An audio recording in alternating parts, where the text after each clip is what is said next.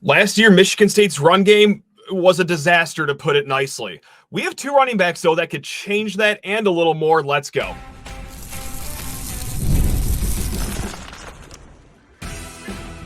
You are Locked On Spartans, your daily podcast on the Michigan State Spartans, part of the Locked On Podcast Network, your team every day. This episode of Locked On Spartans is brought to you by FanDuel. Now through September 22nd, all FanDuel customers can bet $5 and get a 3-week free trial of NFL Sunday Ticket from YouTube and YouTube TV. Just visit FanDuel.com/locked-on to get started. Spartan friends, Spartan family, Locked On Spartans listeners, thank you all so much for tuning in to the Locked On Spartans. Your team in green and white 5 days a week. Please rate, review, subscribe, do whatever makes you happy. And if that includes reaching out to us at lockedonspartans@gmail.com with any questions, comments, whatever you got to get off your chest, hey, please feel free to do so. Later on, segments 2 and 3, we are joined by Kent Peterson, Casual Big Ten, of course, is his alias on Twitter. We're going to go through some over and under bets for the whole Big Ten and, of course, our Michigan State Spartans. I think you're going to want to stay tuned to the beginning of that conversation. Get his thoughts on where he thinks MSU will net out this season. But before that, guys, we're going to talk about the run game. And before we even get to the run game, well, there was the second scrimmage of the offseason that took place over the weekend. Not a lot of information coming out of that one, but we do have two important nuggets. The first is, by everything that we've heard from the people that we've talked to, Michigan State, once again, no long-term injury sustained in this scrimmage. I know that there was a little rumor on the message boards that, Malik Spencer, he may have been dinged up, but based on what we've heard, while he may have been dinged up, it's nothing that's going to carry on into the season. At least that is what we've been told over here. So if you're one of those people that scrounge the message boards, just attach themselves to rumors and it really ruins your sleep patterns, like myself sometimes, fear not, another healthy scrimmage for Michigan State. Now, number 2, this goes more along the lines of performance. And the key players of this scrimmage, again, not a lot came out from this weekend, but what we do know is that Nathan Carter, Lynch-Adams, they did pretty good over the weekend. So this is where the conversation is going to go because, guys, you need a run game in the game of football. Okay, it's going to help to get more than, 2.9 yards per carry last season. That was the second worst in the Big Ten. That was the 5th worst in FBS football. It was not a good season for the run game here in East Lansing. As a matter of fact, what I believe it was 90 yards per game is how much Michigan State got on the ground. It hasn't been that bad in East Lansing since the 40s. So, yes, a historically bad run game last year. So to hear that the running backs and the run game as a whole had a good scrimmage, especially against a front seven, that's pretty solid, especially with the linebackers Michigan State has. Yeah, that's going to bring some more optimism as we are now within 2 weeks of kickoff in the season. So let's start with talking about these running backs, how they could help Michigan State move forward in the run game in 2024. We're also going to talk about the linemen, the coaching staff too, but hey, the guys carrying the rock, we're going to start with Lynch-Adams, the UMass transfer. You've heard us talk about him, especially the last few weeks, because he's been arching some eyebrows here with what he's been able to do in scrimmages, in practice. And it matches with what he did at UMass last year, 1,100 yards on the ground for the Minutemen. 800 of those yards came after contact. Guys, that's the 9th best in FBS running backs last season. 3.4 yards per carry after contact. That is 31st best amongst running backs with at least 150 carries last year. So, look, is he going to push Nate Carter for the starting job? He very well could. I think that Nathan Carter will still be the starter, but whenever we talk about this, how it's going to be split up, it's going to be pretty close at the end of the year, what we presume. And of course, barring that both guys stay healthy, then it'll be something of a 50% split for Carter, maybe 40 for Lynch-Adams, and then 10% just, you could disperse that elsewhere. Your Brandon Tulises of the world or any jet sweeps that you want to run with receivers this season. But nevertheless, I think it'll be pretty evenly matched. And this is a guy that runs with thunder, just like Nathan Carter, who was not helped last year. Guys, I get it. He was the predominant running back last year. Many could attach his name to the 2.9 yards per carry, but he really did get no help. And if you watch any of the games last year, you could probably see it for yourself. It doesn't take an analytical expert or, someone with coaching eyeballs to see that Hey, I don't think a running back should be getting hit 2 yards behind the line of scrimmage every single carry, which that's kind of what it seemed like last year. Now, the run push, this is a stat thanks to Pick Six Previews. That was the third worst in the nation last year. The offensive line really did not give Nathan Carter anything to work with. And this is a guy that transferred over from UConn the year prior with, just like K'Ron Lynch-Adams, known for what he could do after contact. Both these guys, very tough, physical runners. That's what Jonathan Smith likes in his running backs. You could just go back and see what they had at Oregon State. They like their guys, 6-footish, 210-ish, 215-ish, just like wrecking balls of running backs. You got 2 of them. So what's going to help the running backs? The offensive line. You shored that up with 2 big transfer acquisitions this offseason. Tanner Miller, he played some center, some right guard for the Beavers last year. Second team All-American, according to ESPN.com.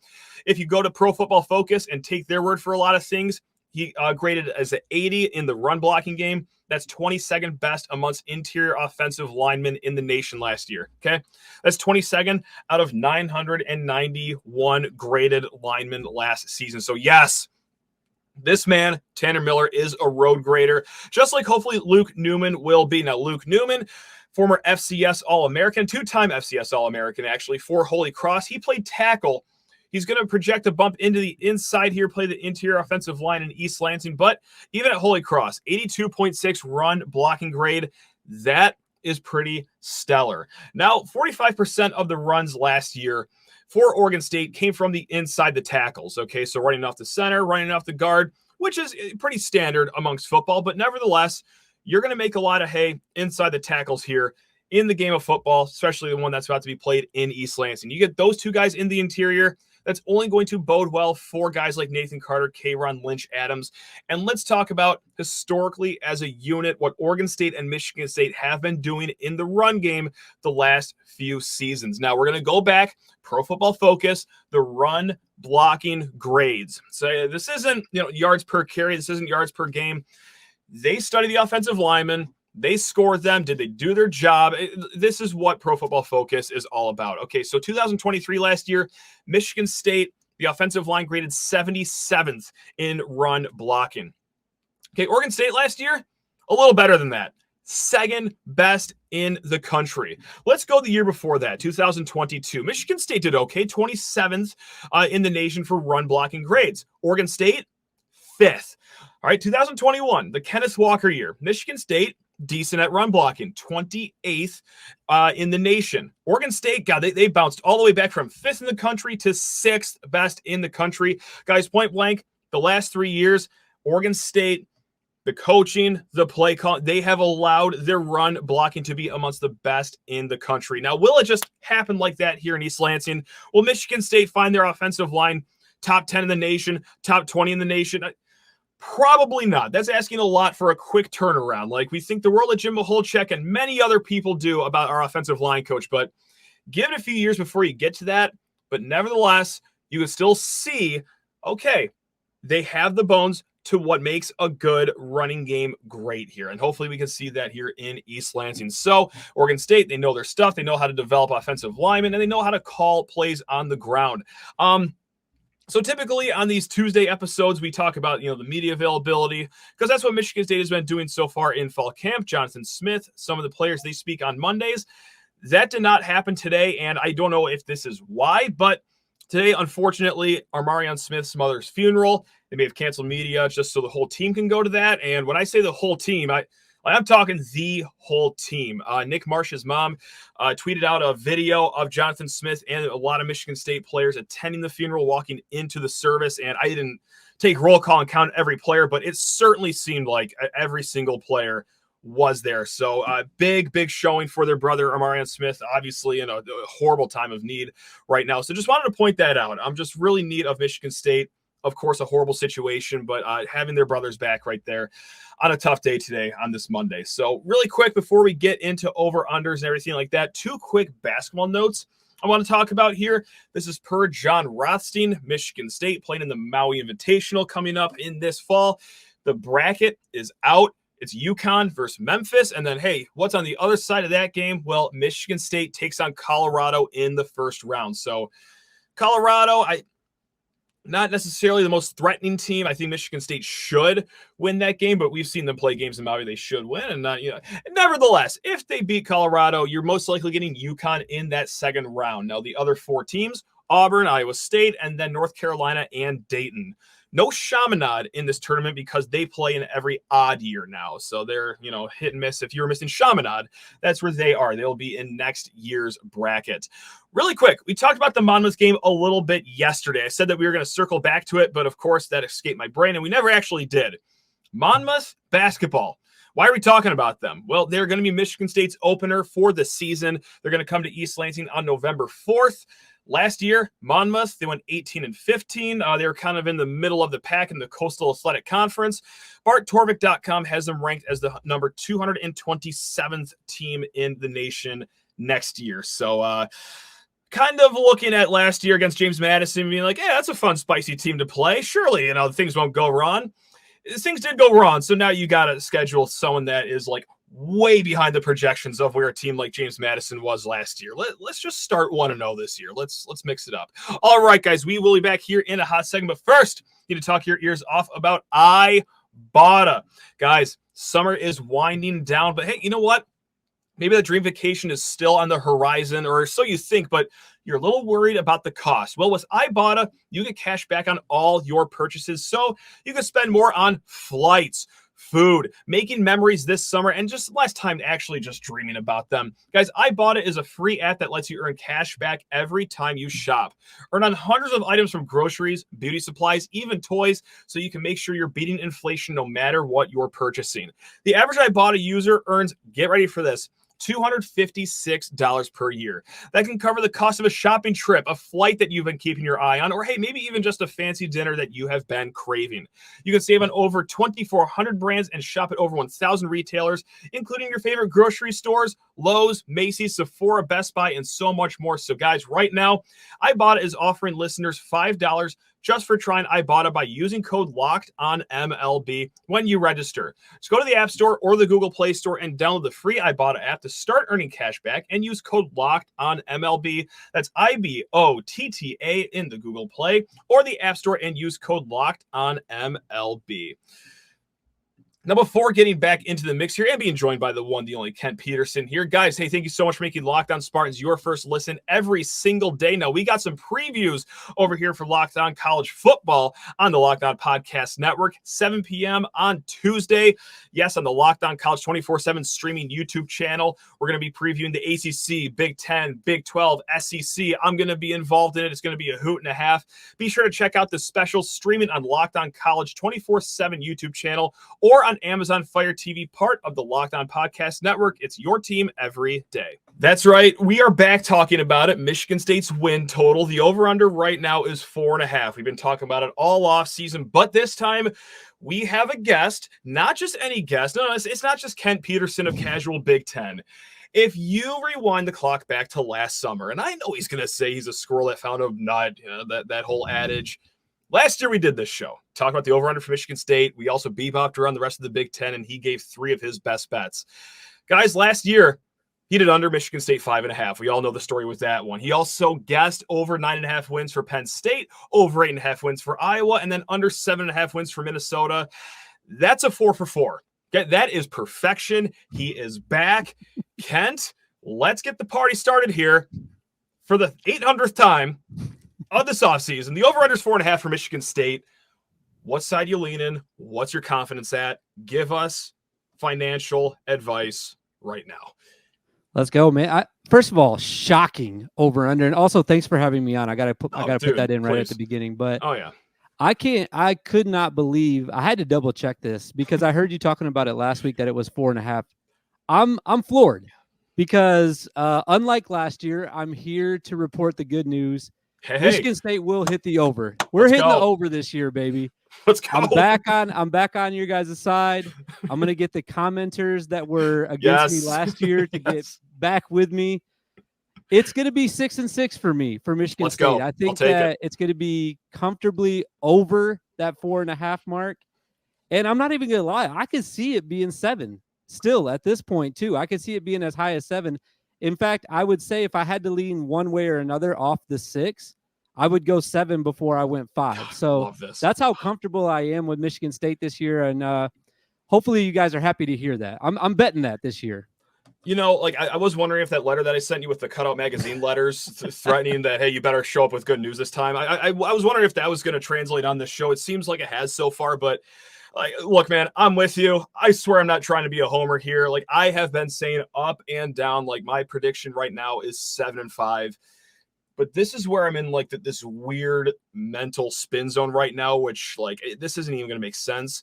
While I'm predicting 7-5, I don't know if I'm making over 4.5 like a mega whale 10 unit bet or anything, right? Because this is why the rating or the projection is so low. It's the razor thin margins for the depth. You know, like if Aiden Childs, God forbid, like okay, he goes out of the season, someone hits him low against Prairie View A&M, like I got a hard time believing that, you know, we can pick up the slack for what he will leave behind. Or let's say that 2 offensive linemen go down early in the season, which seems to happen quite a bit here.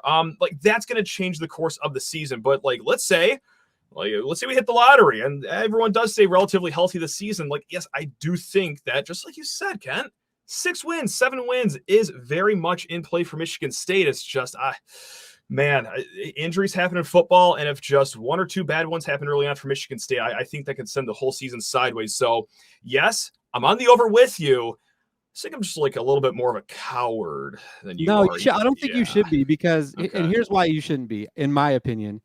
I think that the strategy or the game plan should be for Michigan State that we're going to run the ball this year, right? Yeah. I say we. I'm not even a Michigan State fan. I'm just here right now with you guys. Sure. But I think the game plan is run the ball.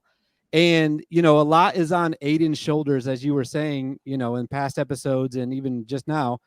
But if he can minimize the times that he has to drop back and scramble and he's taking hits, then I think that the running back room is strong enough because you guys got a couple guys back there now that can run the ball. I think that you'll be all right. And I think that the wins, you know, I'm looking at the schedule. So I always go through the schedule, right? And you have 4. I think you roll out of bed and you get 4. So you're already almost there. It's Florida Atlantic. No way you guys lose that opener. No way. What? No way? Are you sure? No shot. No shot. Okay, fine. I'm not going to argue. Fine. If anyone's ever been to East Lansing on an evening night, college football started, there's no better place to be, first of all. No. I want to go to that game. A couple of my friends are going, and I'm jealous because I'm not going. Dude, but get on over. It's gonna be a great game, but I think that, you know, the line, first of all, the line's already out. It's 12.5. Like, how do you lose that game? I don't see a double-digit swing from the line to the actual game. So there's Florida Atlantic, Prairie View, don't have to talk about. I think Boston College is an automatic win, and then I'm gonna even throw Purdue in there as an auto win. I think Purdue's gonna be that bad this year. So there's 4 right out of the gate for me.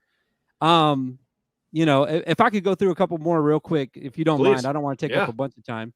But as I was looking through it, I look at, you know, what are the toss-up games? Because that's where you're trying to find the wins.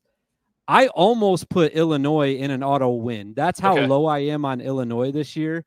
I don't think that they're going to be good. I'm actually going to talk about them with my best bets. Gotcha. But if they turn it over even a couple of times, I think Michigan State wins that game. I think if Luke Altmaier is just normal, I think Michigan State wins that game. He's got to be great for Illinois to win that one. Gotcha.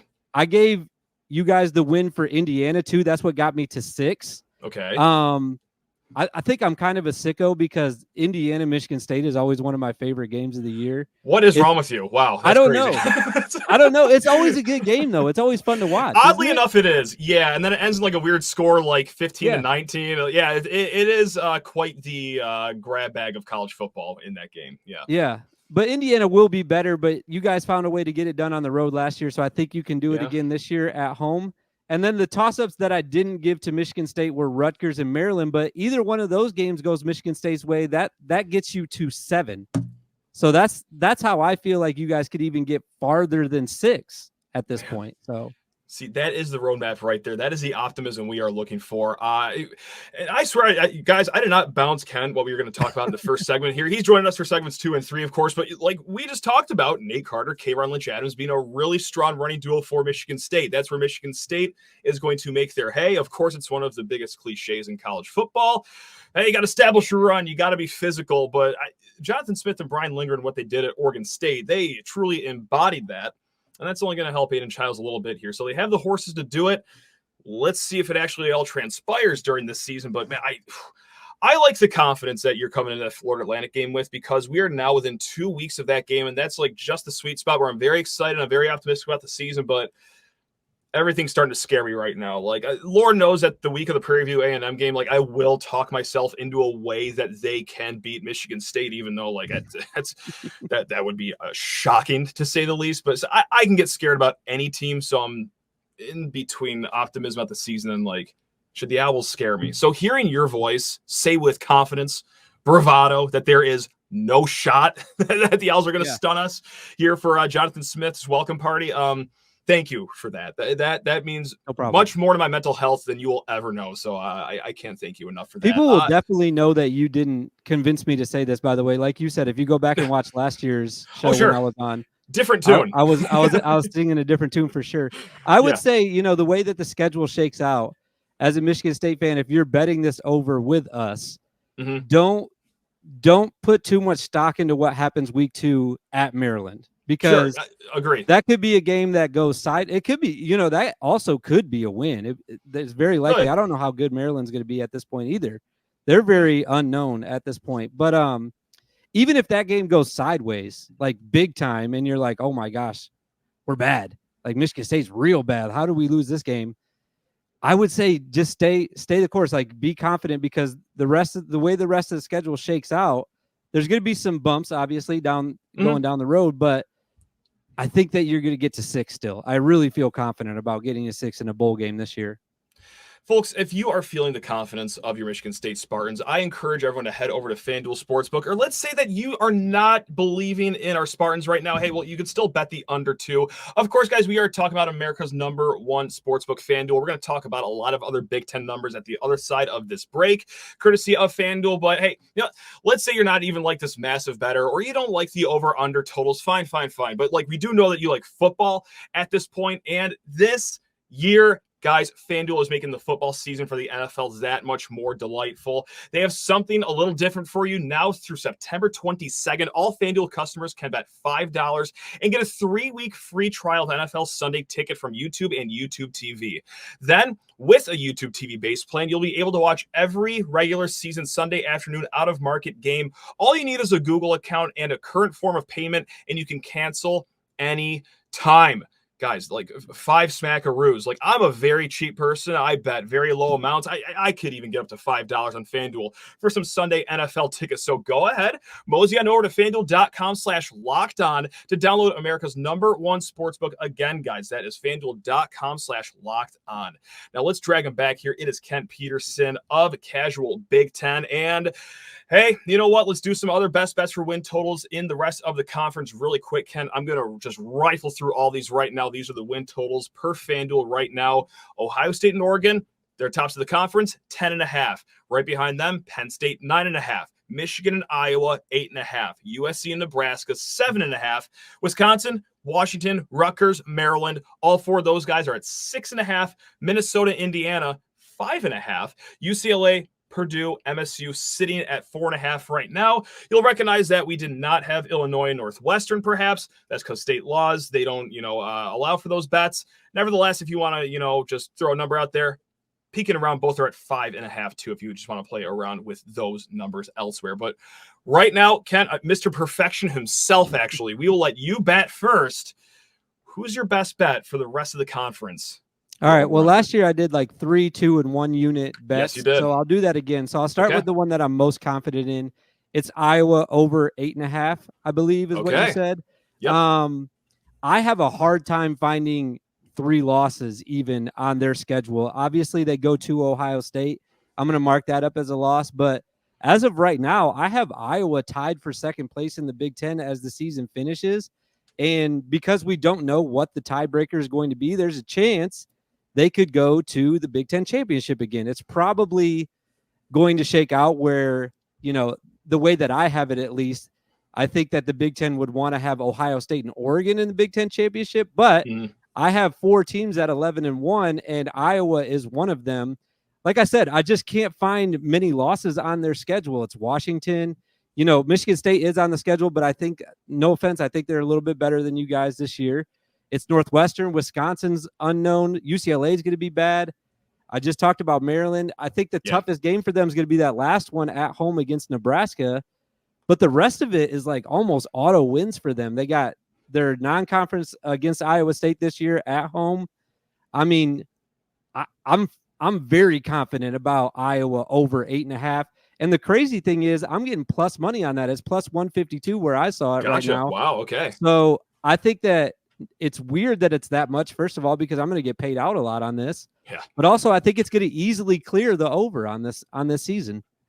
Now, that's where I'm going to bring the sunshine back into state fans' lives, because that's been my big prediction the whole season, is that Michigan State over Iowa. I do like that one. But let's say even that game happens. Again, just like you said, like the rest of the schedule sets up pretty nicely for Iowa to clear the 8.5 bar. And that defense, while it's outstanding every single year, just the sheer amount of production they returned from the year last year, like that's going to be a vaunted defense where, sure, like, is the offense going to be good? Does it even have to be? Like, it right? just has to be like, and they were far away from last year. But if they're just somewhat operational, I don't hate that 8.5 over under right now. Now I'm going to lay out my best for the rest of the conference right here. It's Rutgers over 6.5. Their non-conference very favorable. It's Howard, Akron, Virginia Tech, and then their home games in the Big Ten: Washington, Wisconsin, UCLA, Minnesota, Illinois. How did that even happen where they got that easy of a shake there, considering all things in the Big Ten? On the road games, of course, USC, that's going to be the one that kicks off at like a Friday at 11 p.m. I already can't wait for that game. Nebraska will be tough, Maryland, and then MSU. So some tough games in the mix, but they are skipping Ohio State, Oregon, Michigan, Penn State. I mean, like, they're going to have a solid run game, I believe. They're returning over 70% of their production from both sides of the ball. And while I am concerned about their quarterback, the Minnesota transfer, Callie McManus or whatever, who I think is respectfully, one of the worst quarterbacks I've ever witnessed in the game of college football, I think they could just still run the ball to 7 wins with this schedule. So that is my most confident bet. It feels weird leaving the mouth. Rutgers over 6.5, but we're biting the floor and we're trusting Greg Schiano here. So that's where I'm at with my 3-unit one. I'm right with you, by the way. That was my 2-unit bet. Hey. It's Rutgers over 6.5. I have them going 8-4 this year. So again, pretty comfortably at the over there for all the same reasons that you said. I did want to double back one second on Iowa with their offense. They do have a new offensive coordinator, Tim Lester from Western Michigan. So I think with him and just period with him, I think that they're going to improve. But back to Rutgers though. Yeah, I think 8-4 is a solid bet, but even if they drop one of the ones I think that they're going to win, like I have them beating UCLA, if they drop that one somehow, or if they lose that Maryland game somehow, they still have a game to play with right there, and they still get to 7 wins, and that's over. And also at plus money again, plus 100 for that. Okay. So I think I'm cashing out this year. Look at us. This is just financial advice, decision making. I feel like I should have a lawyer. You know what? I'll have a lawyer look over this episode before I can just say that statement scot free. But we're not okay. professional. We're not giving financial advice. Right now. Yeah, this is all satire. And okay, all right, never mind. I'll keep the lawyer off then. We're good. All right, thank you. My second most confident bet: Oregon over 10.5. I mean, they're non-conference: Idaho, Boise State, Oregon State. That Oregon State game is on the road in Corvallis, but I don't think it's going to stop them from winning 175-30 combined over those 3 games. Their road games at UCLA, at Michigan, that could be tough, at Purdue, which off the heels of what could be a big win over Ohio State on a Friday night, I think, in West Lafayette. I could be wrong on the day there. Nevertheless, road games in Ross-Ade, yikes. Okay, and then Wisconsin's their last road game. They're home against MSU, Ohio State, Illinois, Maryland, Washington. Look, let's say the 3 hardest games are Ohio State at home and then Michigan on the road, Purdue on the road. You go 2-1 in that stretch, like you're clearing 10.5. Everyone talks about Oregon's offense, which should be good this year, but man, their defense is going to be something nasty this year too. So yes, I'm going to just go over 10.5. I know it's a high number, but I don't see them losing more than 2 regular season games. That's where I'm at with them. I like that one. It is a Friday game, by the way, October 18th, 7 o'clock. So awesome. I was just double checking that, but yeah. I like that one too. I have them at 11 wins, so I'm with you on that. But I have a different one for my 1-unit bet, and it's a team you talked about at the beginning because they're in Illinois, so you can't find this line everywhere. But I believe, let me just double check, they're at 5.5 from what I saw. Listen, I like Illinois. I like to talk about Illinois. I love Illinois basketball. I am so off them this year with football. I am so down on them, and they hate me for it, and that's okay, because I still love them dearly. I got them going 2-10 this year. Bad. That's tough for Brett Bielema. Oh, that's tough. Yeah, it's going to be tough. But listen, there's a lot of toss-up games for them as well, and there's a lot unknown about them. I just talked about Luke Altmaier. If he plays great, a couple of those toss-up games go their way. But Kansas week 2, they're going to be good. That's a loss for them. They start out 2-3 after their 1-2 out of their first 3 games in the non-conference, and then it goes Nebraska on the road, Penn State on the road. They get Purdue at home, thank God, after their bye week, and then it goes Michigan, Oregon. I even got them losing to Minnesota. I got them losing to Michigan State. I have them losing to Rutgers, and I have them in the finale losing to Northwestern. Man. Is that bad? That's a tough schedule. I got to say, well, no, for every, Rutgers schedule where, it seems like they dodge a lot of bullets. Those are some tough opponents in some tough venues. So I don't think that's necessarily crazy. 2-10 is calling your shot, but who are we to doubt you? Again, you ran the table last year. So let's just keep, hyping you up for that one. But yeah, I'm just so one day I'll wake up, feeling decent about Illinois. Like, oh, Brett Bielema can't have that bad an offensive line 2 years in a row, right? And then it's like on the other day I wake up, it's like, why am I just going to blindly believe a Illinois Fighting Illini team? That just doesn't seem and right. On the gridiron. Even if you don't believe in 2-10, that's fine. The line is 5.5. Right. So you got to find me 4 wins after Eastern Illinois and Central Michigan, and Kansas is not going to be one of them. Mm-hmm. You might win that Purdue game. Okay. You might win the Minnesota game. There's 2. You maybe win I don't know. I don't think you guys can lose to them this year. You might beat, I don't know, Rutgers and Northwestern. You got to win both of those games. I don't think so, man. I don't see it. No, I don't hate that either. And my last one is also going to be under. So we're just ending this episode being player haters over here. But I'm going to go with UCLA under 4.5. They're non-conference. Okay. It's at Hawaii. You probably should win that game. It's at LSU. Yikes. And then, Fresno State to end the season. Their home games, Oregon, Indiana, Minnesota, Iowa, USC. They're on the road for Penn State, Rutgers, Nebraska, and Washington. It's not a murderer's row schedule. It's not a cupcake. I think it's just right in the middle there. But man, tumultuous offseason. Chip Kelly leaves for Ohio State. You kind of rush promote Deshaun Foster over there, who he seems like a nice guy, all things considered, but largely unproven. All he's been is a running backs coach. And yes, while he's developed running backs over at UCLA, there are other positions on that field. They had a nice hire in Eric Bieniemy as their offensive coordinator, but can it all translate that quickly? And also look on the other side of the ball. That's 8 starters they are replacing. And their brilliant defensive coordinator, D'Anton Lynn, he is also gone. He took a walk on the other side of the road to visit USC and will sign that contract. So a lot going on for UCLA. We've seen, rocky off seasons and what that could do on the football field. So sorry to just outright doubt UCLA right off the bat. 4.5 is a very low number, but hey, not everyone can go over here. So I'm going to I know how we can get them back. UCLA and Illinois, 2 top 5 jerseys in the conference. I love their jersey combinations. Illinois with the orange helmet. If they put like the Illinois going down the side, that's even better.